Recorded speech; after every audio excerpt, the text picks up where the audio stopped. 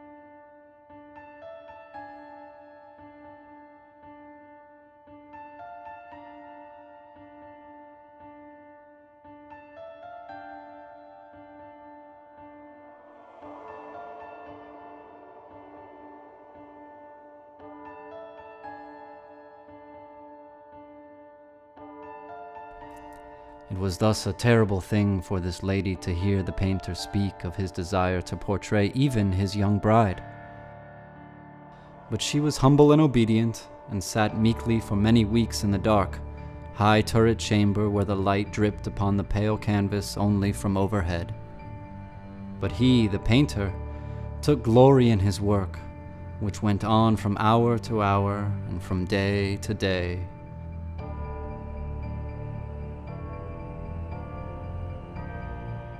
And he was a passionate and wild and moody man who became lost in reveries, so that he would not see that the light which fell so ghastly in that lone turret withered the health and the spirits of his bride, who pined visibly to all but him. Yet she smiled on and still on, uncomplainingly, because she saw that the painter took a fervid and burning pleasure in his task, and wrought day and night to depict her who so loved him, yet who grew daily more dispirited and weak.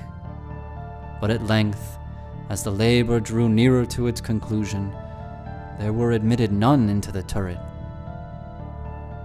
For the painter had grown wild with the ardor of his work, and turned his eyes from canvas merely, even to regard the countenance of his wife. And he would not see that the tints which he spread upon the canvas were drawn from the cheeks of her who sat beside him.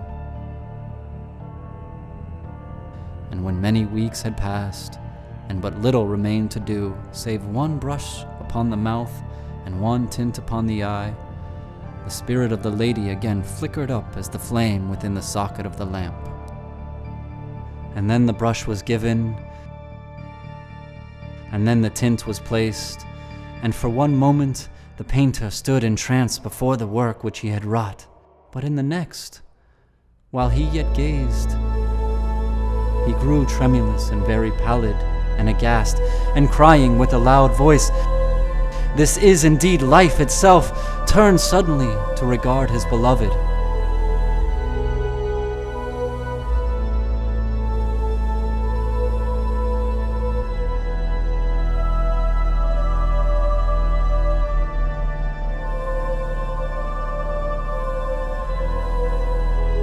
She was dead.